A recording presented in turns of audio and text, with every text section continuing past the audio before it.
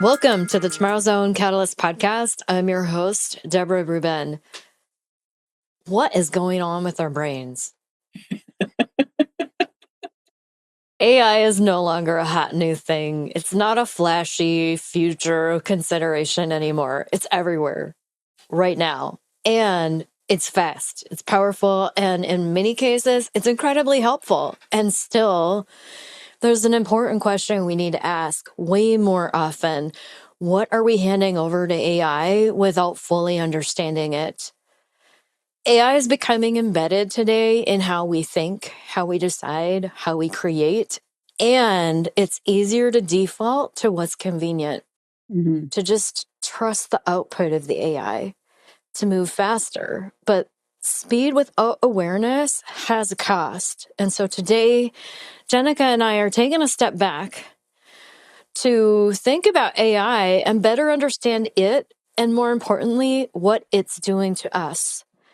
Clearly, I am not an AI resistor. In fact, I've been leveraging AI since 2016. And even as an early adopter, I really believe that we still need to understand the place of AI and the place of human thought.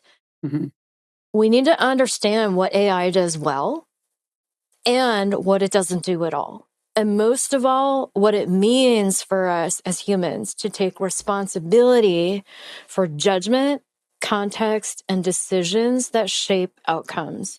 So, in today's episode, we're going to do something different. We're diving deep into meaning and critical thinking and leading with intention in this world that is rapidly morphing and changing with the abundance of machine intelligence all around us. And joining me for the conversation is Jenica Berg, our Director of Operations for Tomorrow Zone.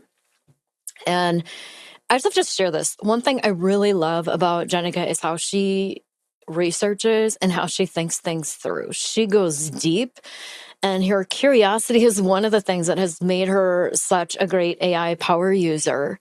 And I think you'll enjoy her insights on today's topic.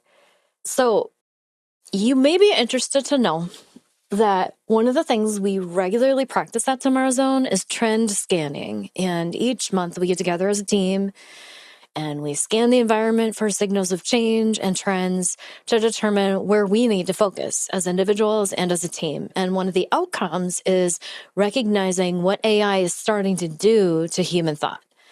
So Jenica and I have been diving into a series of recent studies and articles on this topic. And today we're just going to create space for a discovery-driven conversation. So we're doing something new in this episode. Welcome to another Tomorrow Zone experiment.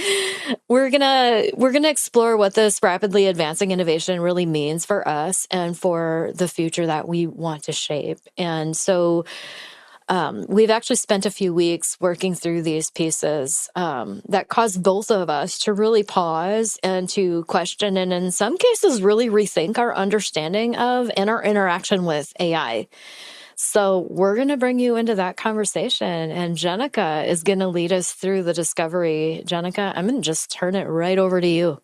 Thank you so much. And I am really excited about this conversation. It's, you and I have had some of these off screen, and I'm excited to bring it with our audience. And yes, as you said, welcome to yet another Tomorrow Zone live and in-person experimentation. So what we're going to do is I'm just going to kind of set up the article that Deb and I looked at. And just so our audience knows, I will make sure that all of these are linked in our show notes. So if there's anything that really grabs your attention and you want to take a look at, you can find it in the show notes. But the first one, and I'm going to go ahead and share my screen just, for some credibility here. The first one that we are going to look at is on cognitive surrender. And this is a study out of Wharton. And it introduces this concept that they're calling cognitive surrender, where people begin to adopt AI-generated answers with little or no scrutiny. So historically, human cognition has been broken down into two systems. There's system one, which is intuitive, and system two, which is based on deliberation. And these are both internal cognitions. And the researchers at Wharton are suggesting adding what they're calling system three, which is an external artificial cognition, or what we would call AI. And the research shows that when participants were given the opportunity to use AI, they adopted the AI generated answers without verification.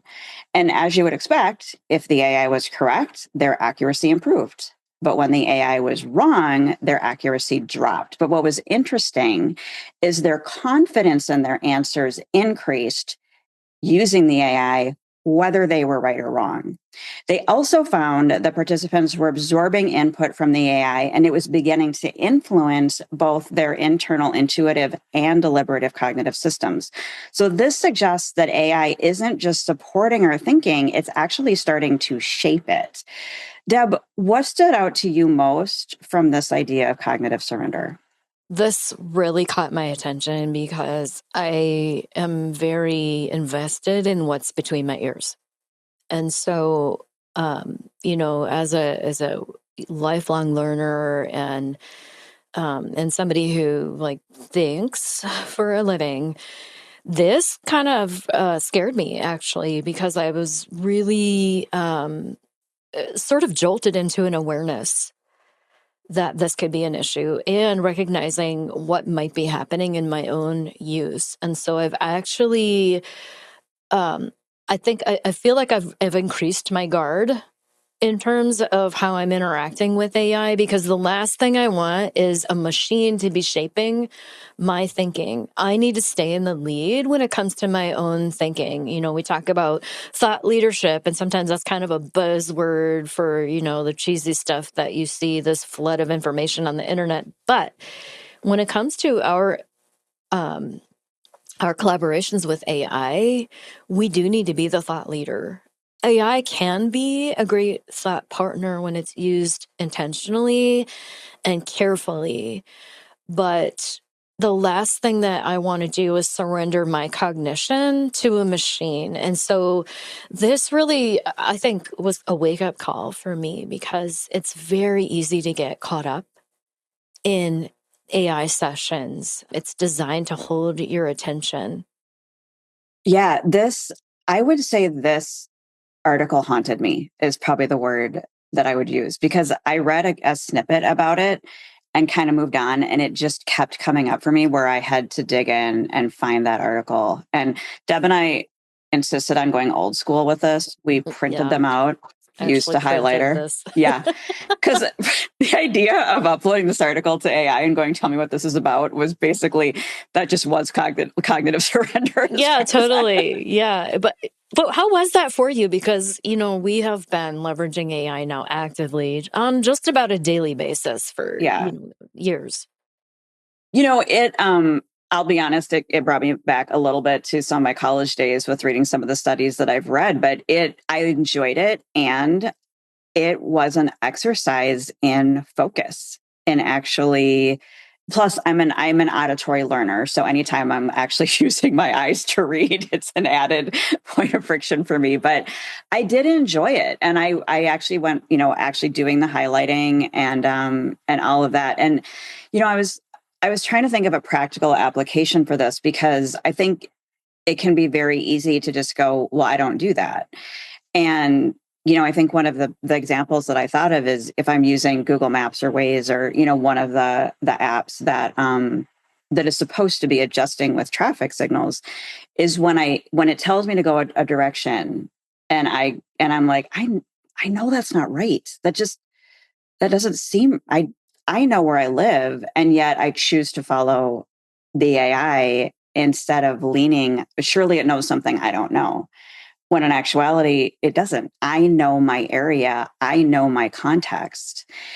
And I saw another article that I didn't even, it came in so recently, I didn't even have a chance to add it. But New York Times they tried to look at how accurate the Gemini, the Gemini Google summaries, AI summaries are when you do a Google search. And they found that 1 in 10 of them are wrong. So, I mean, if you think about, like, if I Google something 5 times a day, which, let's be honest, it's pretty easy to Google something 5 times a day, every other day I could be getting a wrong answer. And it's just, it comes back to what you were talking about with awareness and trusting ourselves, trusting what we know, trusting our judgment. These are things that we as humans AI doesn't have judgment. It doesn't have context. It doesn't have morals. It doesn't have integrity. It just doesn't, because this is something that's specifically human. And so I think it's so important to lean on that. So, Deb, where do you see this showing up and how people are using AI in their day-to-day work? Well, it's pretty easy to see on a day-to-day basis if you're, I mean, the social media platform that we center on at Tomorrow Zone is LinkedIn, and you can see AI slap all over the place. AI output has a lot of tells, and so it's becoming easier and easier to see when output is largely AI generated. Now, that's not a bad thing. AI can really save you a lot of time, and it can help you to convey important messaging. And at the same time, even as exciting as it is to partner with AI to get things done, to challenge your thinking, um, for myself, I have actually started to back off on my use of AI. Just as a result of reading this, you were talking about leveraging AI for day to day navigation. And, that is a prime example of cognitive surrender. And if you think about it, like, are you going to let a machine intelligence gaslight you into second guessing yourself on so many things that you're already an expert at?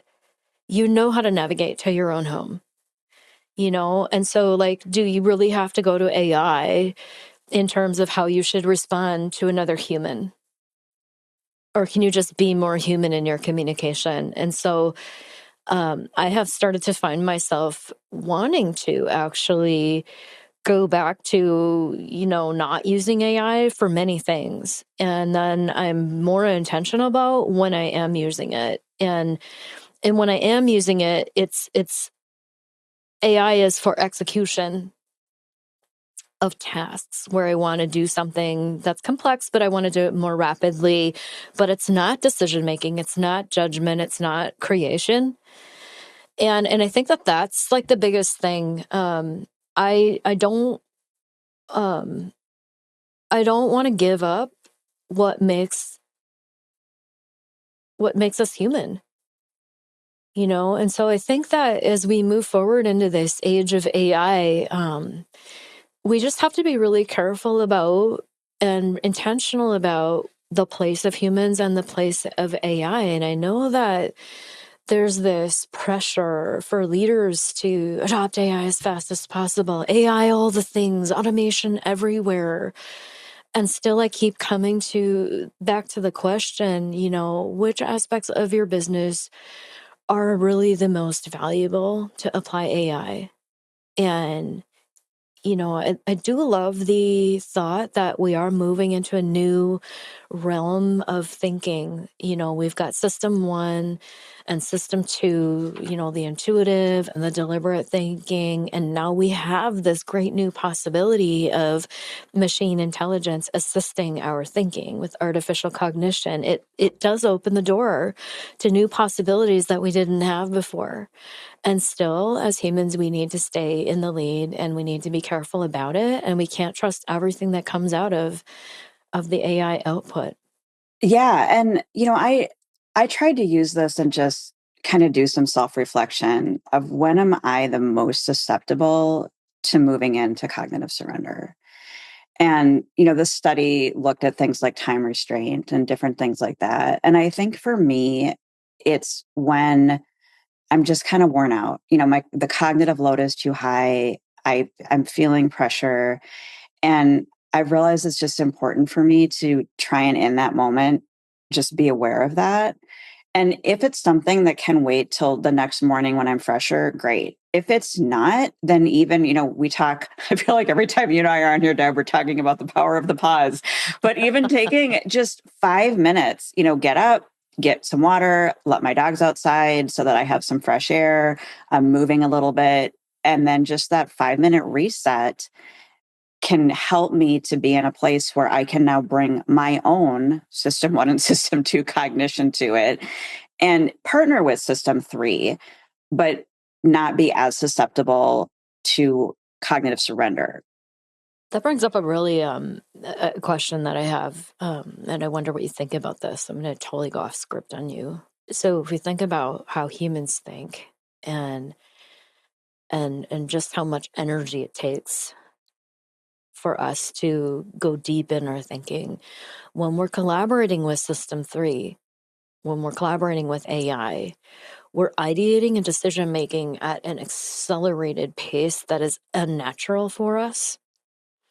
And what I am finding is that, there's a certain point in the day where you've pretty much used up your battery in terms of forward thinking insights and fresh ideas and good decision making.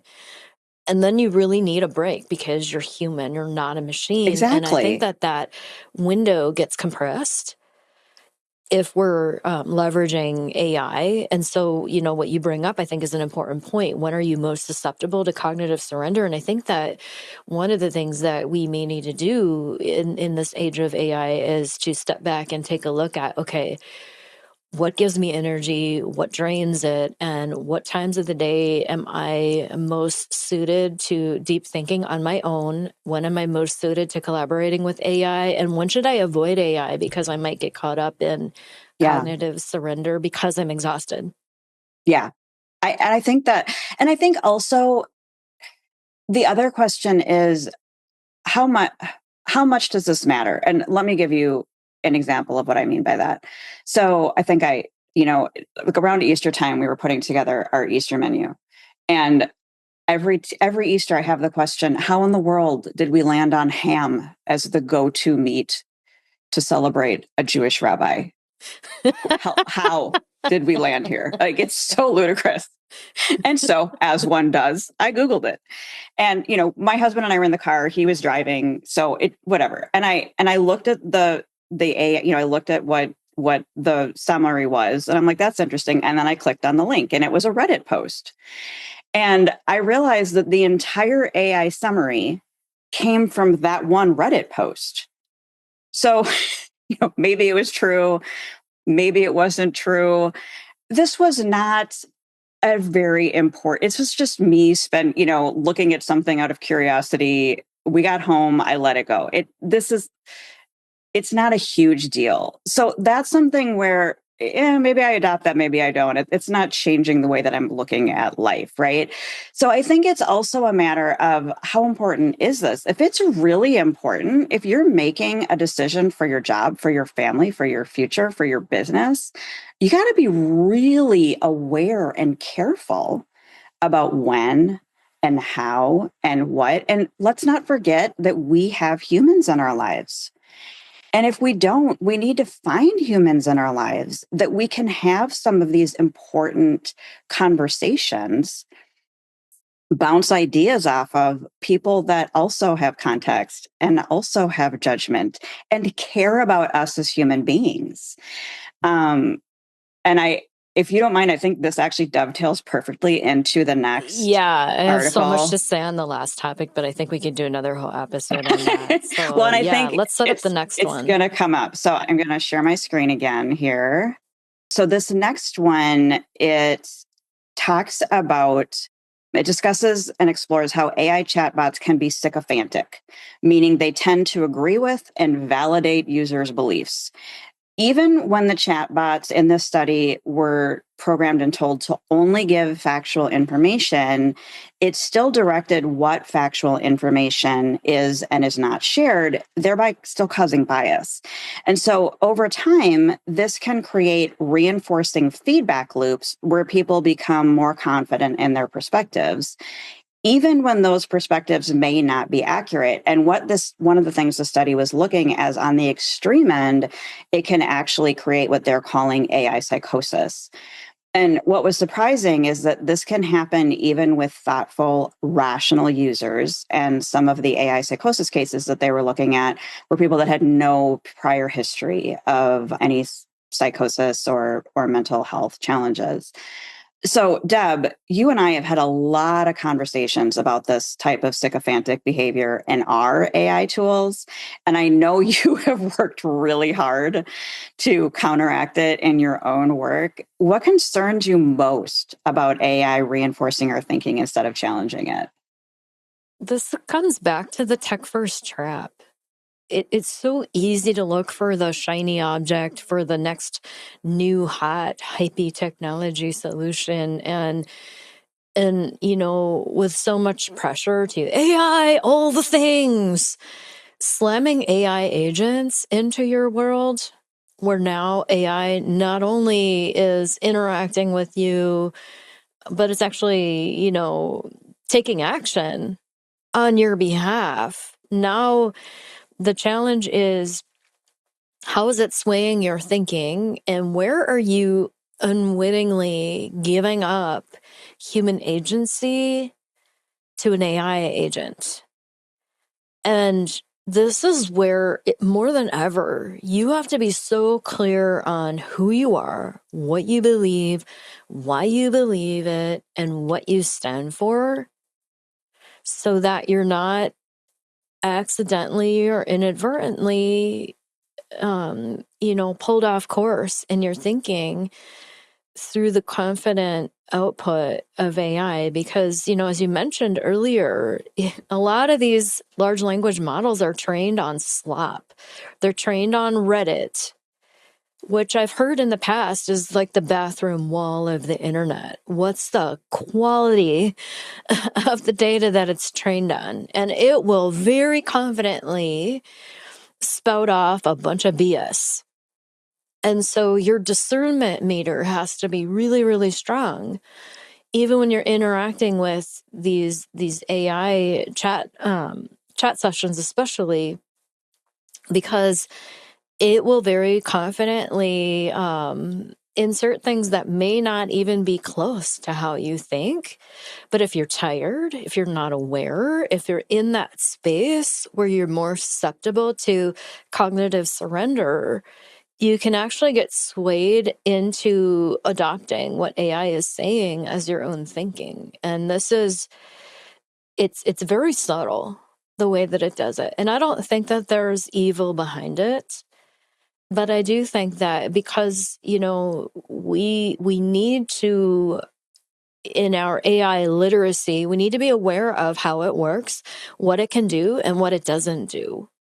And make sure that we are charting the course when it comes to our own thinking. And I have seen it trying to push me into corners or paint me into a corner that doesn't fit.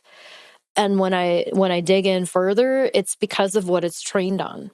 And so when I'm bringing new thinking and a new approach to things, it keeps trying to push me into where the rest of the world is, and I won't let it. But you have to be careful. And it took me a little while to figure out, like, this just doesn't sound right. This isn't right. What's going on? And when I dug further, it was like, oh, okay, because that's how the rest of the world, and maybe the Reddit crowd talks about it this way, but that's not me. And so, um, maybe the question, I'm reminded of the end of the Hunger Games movie, real or not real, me or not me, might be a question for today. I think you bring up a good point, and sometimes it is that subtle, just something doesn't feel right here. And you can't always immediately put your finger on what it is, but it's so important to pay attention to, because that's the intuition, right? That's the system one thinking that we Yeah. have as humans. And so that's where it's so important to just stop and let that niggle at you. What's wrong about this? What doesn't feel right? What feels uncomfortable? Because it probably is wrong. And you as a human are catching on to that. So, how might this impact leaders who are using AI to inform their decisions?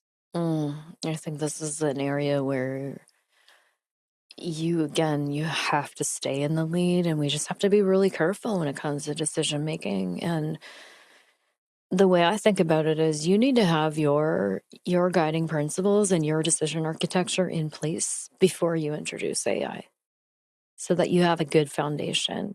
And then bringing AI in, in a thoughtful way, can make a lot of sense. But the thing we have to be aware of, and again, I think this is another part of AI literacy, AI can insert bias, and it's Mhm. subtle, but it can actually assert or reinforce your own bias. because of the way it's trained. It wants to please you. I think of it sometimes almost like a puppy in the way that it interacts with us, because it's like, how about this? What if we do this next? How about this? And oh, your idea was awesome. There's a really funny meme somewhere in the world, someone is being told by a generative AI just how awesome they are. And that doesn't do us any good. No. And so there are ways to use AI that will challenge your thinking, but you have to be careful in the way that you're interacting, and you have to start from a place of understanding how you're thinking about things for yourself. And then you bring your thinking to the table, and AI can really help you to sort things out and take it to the next level. But it has to start with you. And I think that's where, if we don't approach it carefully, we can get into the danger of the cognitive offloading, but also we can get off track in our decisions really quick, because it's not always accurate. Yeah. And coming back to what you're saying and kind of what I was saying with the last one, self-awareness is so important here, because as I was reading this article, I had this thought, and then they actually do mention it at the end, that the idea of sycophants, this is not a new concept. What's new about it is that now there's a robot that's being sycophantic. But sycophantic behavior, I mean, yes men have been around for millennia. And so this is where, as a leader, it is so important to be brutally honest with yourself. How am I with having my ideas challenged? Because if I'm not okay having my ideas challenged with people that I trust and people that I know care about me and my business, I am so susceptible to this behavior, and it could become very dangerous. And so if, as a leader, I cannot have my ideas challenged, and there's not psychological safety in my organization where people can challenge my ideas. And you actually have a couple examples of this, Deb, in Enter the Tomorrow Zone in your book, of just the catastrophe of this type of environment where ideas can't be challenged. And so it's not just a matter of being aware of how we're engaging with AI and what we're susceptible. It also is an opportunity to go, is this a safe environment? As a leader, do the people that I work with and that work for me, are they safe to challenge my behaviors? Because that's vital in growth. I mean, one of the things I love about you as a leader is you always say, not all my ideas are good ideas. Oh my gosh. If this is a stupid idea, I need you to tell me this. But yes. that's so valuable, Deb, that as the leader of the company, you're open to that. And you've given us permission to go, I don't know about that. Something, it doesn't seem right. And anyway, I want to bring that up in this context, because I think, Deb, the fact that you are open to that from the people that you work with makes you more aware of it in the work that you do with artificial intelligence, because you don't want that sycophantic behavior. But someone who is not open to that is prey, is quite frankly, they're prey for that. Yeah. Yeah. I mean, it reminds me of the challenge that we faced with social media, and a lot of people are waking up to the power of those algorithms. This is that on a whole other level. Mm-hmm. It is. So I really want to dive into the next. Yes, let's do that right now. Because I think that it really it fits this whole theme. So yeah. All right. Let me pull that up. So the next one is actually, what we're doing is we're pairing an article with a study, because the irony of this just really cannot go unmentioned. So the Mirage study, this is out of Stanford, and they showed that AI both can and will generate detailed explanations about images that it was never actually given, creating the illusion that it is seeing and interpreting visual data. So when the tool was asked about an image, but not actually given the image, it gave detailed, confident explanations and interpretations of a non-existent visual. Also alarming is that when it was asked to interpret non-existent X-rays, MRIs, dermatological images, and other medical-based, quote, images, Mirage-based diagnoses are heavily pathology biased. Meanwhile, the president and CEO of NYC Health and Hospitals recently said we could replace a great deal of radiologists with AI at this moment if we are ready to do the regulatory challenge. And he was quoted, I'm sure there are a lot of hospitals that are saying this. That's a clear tension between what AI appears to do and what it is actually doing. So, Deb, how do you think about that gap between what AI appears to understand and what it actually understands? Well, I think that this is one that we really need to pay attention to because, you hear the techno optimist, and I'm an optimist. I think there are a lot of possibilities with technology. And at the same time, I'm a big fan of humanity. And I don't think that our goal should be to replace the humans. And who's thinking about the patient experience or the family of the patient experience in all of this? But also, like, we saw the study first, the Mirage study, and the study was really interesting, and it caught my attention because it was just like, we talk about hallucination all the time, and people are starting to see, like, when you're working with generative AI, it can actually hallucinate and confidently portray its hallucinations as facts. And we've seen it do this, like making up sources for material that don't even exist. And for this to happen in a medical environment where you're then going to trust that the AI is interpreting images as good or better than a radiologist, but when we look at technically what's happening underneath, it's possible that it's hallucinating or it's a mirage, like it's explaining confidently an image that doesn't even exist. The other thing I saw in this study is that when this is happening, it tends to, when it's being used in diagnosis of medical images, it tends to default to the worst case scenario. And so that just that just makes my skin crawl, first of all. Like, I think we assume too much when it comes to AI. And when it's a BS machine at scale, and at the same time, it can be incredibly useful to accelerate work. But in this case specifically, it's one thing if it's your thought leadership post on social media. It's another thing entirely if someone's life is on the line. Yeah.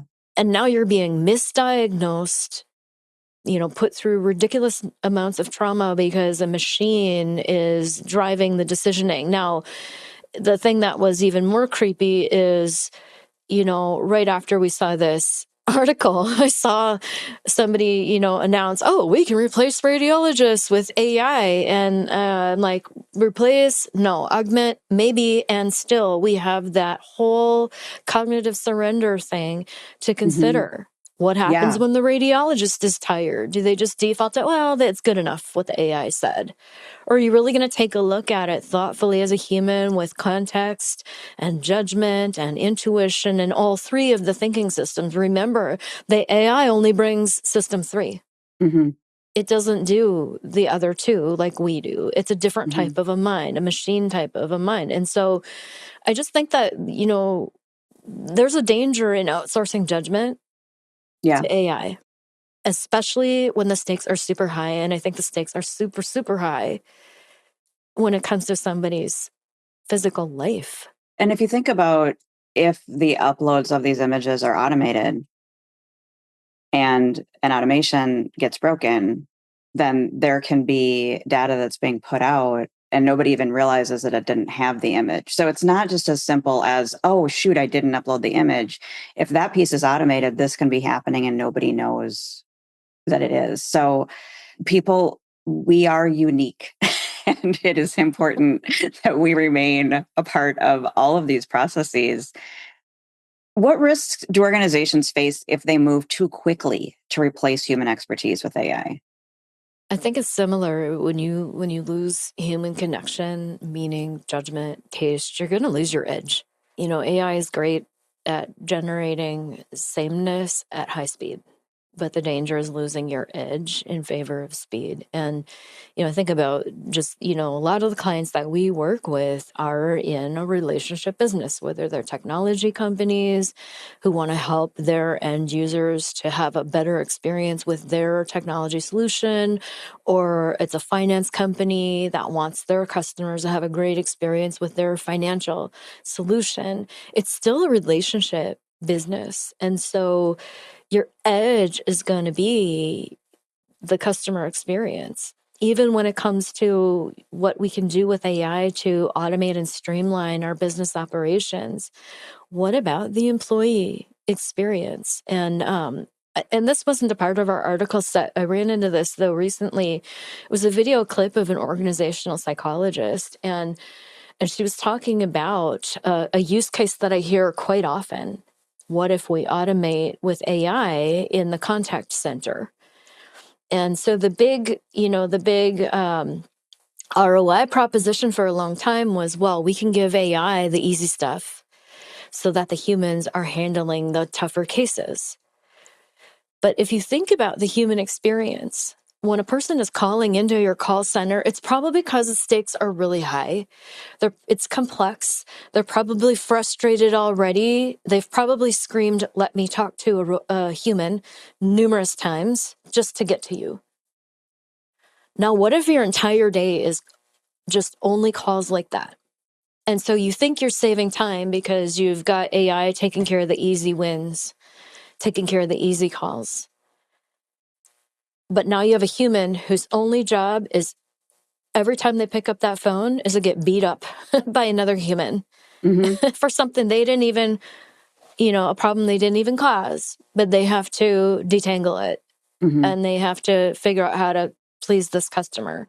And what they found is instead of, saving 20 minutes in productivity because the call center rep is, not taking all of these easy calls. What's happening is that call center rep has 0 wins in their day. There are no easy wins, and there's no breather between the first bad call and the next bad call. And now they have to go away for 20 minutes to regroup and gather themselves together emotionally to take on the next call. What have you done to the human experience? Thinking that you're saving time by automating. And so I think that, when we're looking at automation, yes, my whole career has been about what can we do to make business more awesome by leveraging technology. But I also don't forget about the human experience on all sides. And I think that that's where there's a danger, and you can quickly lose your edge if you rush into it too fast and thinking it's only about the tech. It's never only about the tech. I agree with everything you just said. And the other piece that I think about is short-term versus long-term. Because nobody becomes an expert until they are excellent at the basics. And if every single industry is offloading their basics to AI, then there's nothing for future experts to build on.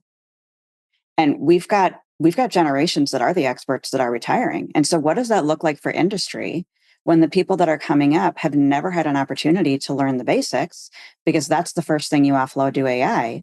To me, it's a very short-sighted model. Because right now, today, maybe you're saving some dollars, and that hasn't even been proven yet. But what are you doing for your business long term? If you don't invest in your humans, they're not going to be of any benefit to you later. Yeah, I mean, these are big questions, and it all comes back to holistically thinking about who you are and what you want to be and how you're going to get there. Yeah.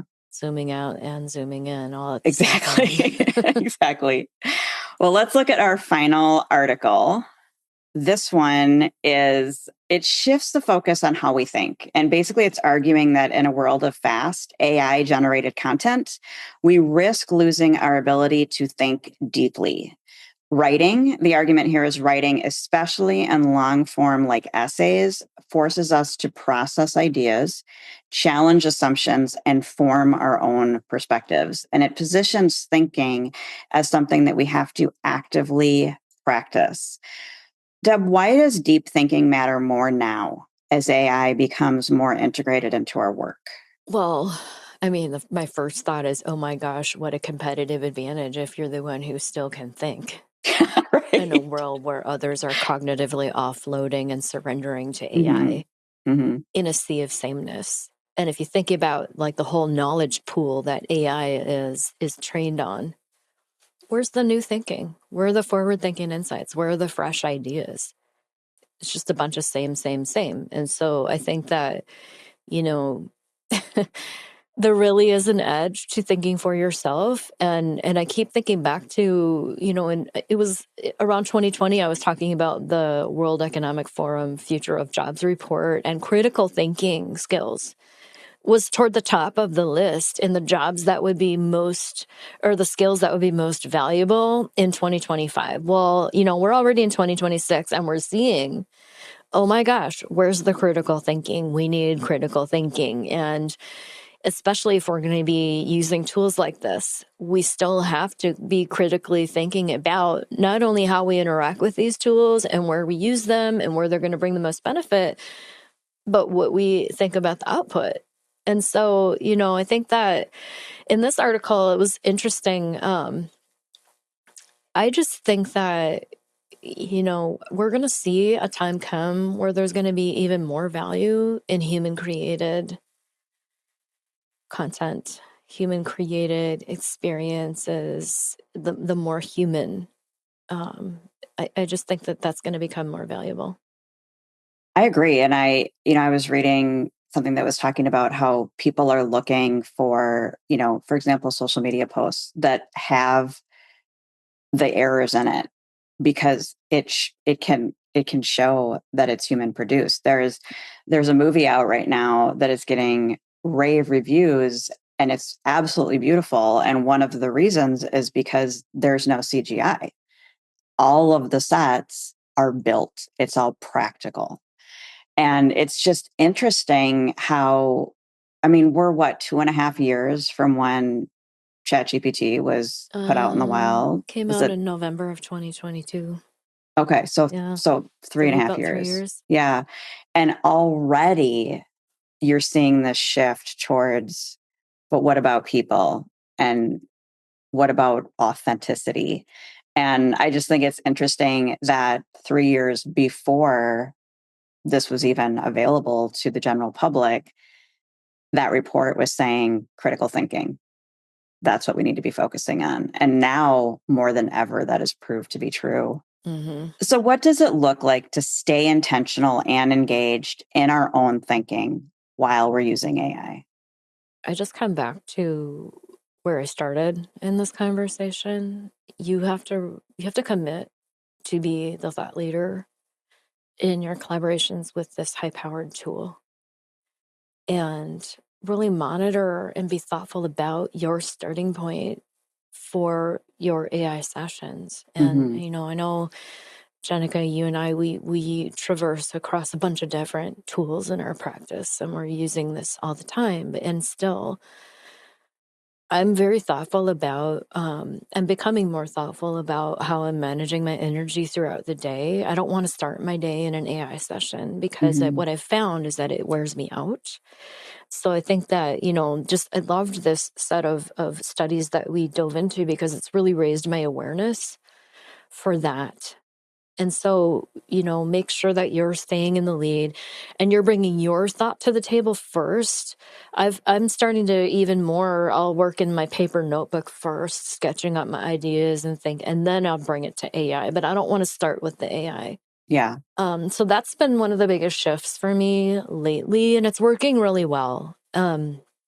But the other thing is, um, And it's actually, I'm finding, like, if you feel like you're losing your focus or your ability to get into deep thought, it's almost like each season when I start to ride my bike, I find that my endurance increases really fast once I start practicing and getting out there. Like my Yeah. first ride or Yeah. two might be a little bit of a slug because I'm not, not as in shape as I would like to be. But, it only takes about a week or so. And I found that as I started to intentionally practice this, it only took about a week before I was starting to crave being in deep thought. I spent the weekend reading. I devoured like 5 books, and I was just like, my focus is through the roof. Yeah. But, it doesn't take long, but you just have to get your brain trained to get back to that. Otherwise, you've trained yourself to crave distraction. Exactly. The last thing is I'm actually practicing having AI free days. So in the same way that some people are like putting their smartphone away for 1 day a week or whatever, I'm actually taking big chunks of time where no, I don't need AI today. AI is an execution layer for me. It's not the thinking layer. And I'm Mhm. actually finding that I have more energy and focus since I started to do that, and I'm not losing anything in No. that. So Yeah. that's what I've found. That's awesome. And I feel like the overarching theme with this conversation really is self-awareness. Everybody's different. This is what we're finding. This is what we're thinking about it. It's so important to stop and take a look at who we are individually, where we're susceptible, where we can leverage it, and just make sure that, again, we're taking the lead. We're using our own human agency and not not giving up human agency in a time of AI agents, really. Well said. So, All right. Well, let's all wrap right. it up. Yeah. So thank you so much for joining us again in this as we're kind of exploring this together. And, as you're leaving this conversation, take a moment to pause. Where are you relying on AI without really thinking it through? Continue to work with AI, but keep your eyes and your mind wide open. Understand what it's doing, question what it's not, and stay grounded in the human judgment, ethics, and context that only you as a human can bring. And if this conversation resonates with you, check out Deb's book, Enter the Tomorrow Zone, which is now available on Amazon. And if you see yourself in it, please book a call with us. We would love to explore shaping the future with you. As always, we love it when you like and subscribe and share this episode with a friend. Thank you for tuning in. Until next time, stay curious and choose to make awesome happen.